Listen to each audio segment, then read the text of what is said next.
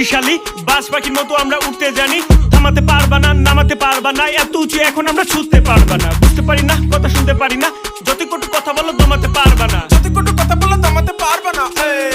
wait